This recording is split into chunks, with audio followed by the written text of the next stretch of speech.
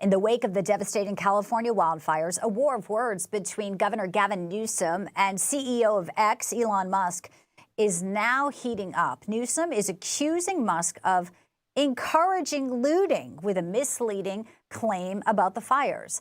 After posting an interview in which Newsom claimed there was zero tolerance for looting, Elon Musk shared this post from Amuse, saying looting, Newsom and California Democrats literally decriminalized looting, barring police from arresting looters and prosecutors from prosecuting them. Now he's opposed to looting. Newsom is claiming that this is not correct, and he posted this as a reply. Quote, stop encouraging looting by lying and telling people it's decriminalized. It's not. It's illegal, as it always has been. Bad actors will be arrested and prosecuted.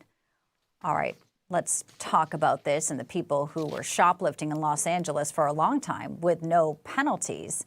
Shoplifting was up 81% in the year 2023, and officials only started to try and crack down on it after this past election with Prop 36. Pleased to bring in now our senior judicial analyst, Judge Andrew Napolitano. Judge, good afternoon. Great to see you. Oh, likewise, Bianca.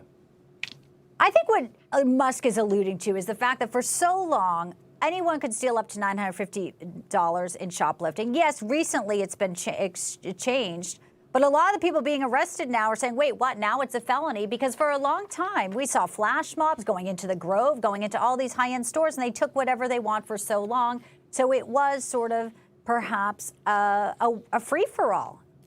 You know, it's unclear exactly why California reduced the penalties so substantially on shoplifting. It was either done because they wanted the political support of the shoplifters, which sounds absurd, but they vote, or it was done to relieve prosecutors from having to prosecute these things because shoplifting then and now was rampant in California. So both of them are right. The penalties were reduced to the point where it wasn't worth the police arresting and it wasn't worth the prosecutors prosecuting. Now those penalties are back up. Whose fault is it? It's the fault of the Democrats that have been running and ruining California for so long.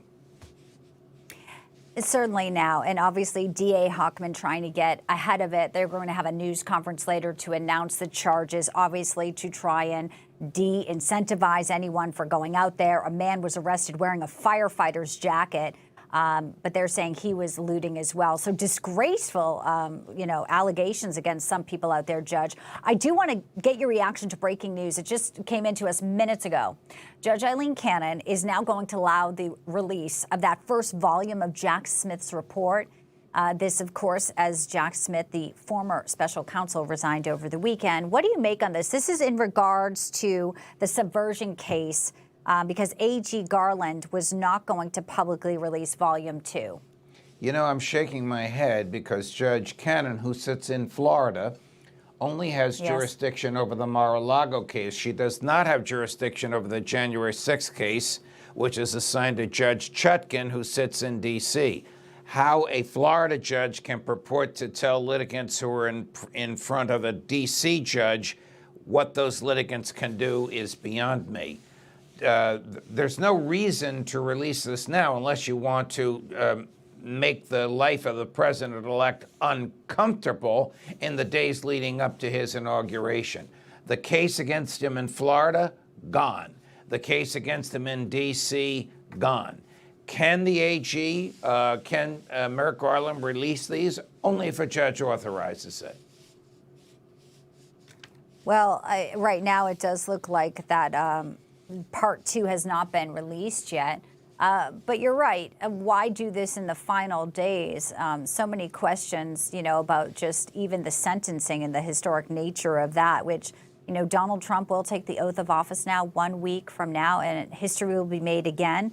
But he'll also have that appeal to contend with while he's running our country and trying to put out the numerous conflicts around the globe, Judge. Well, hopefully the appeal does not distract him. And I should also tell you, when you file an appeal like this, you get online. What does that mean?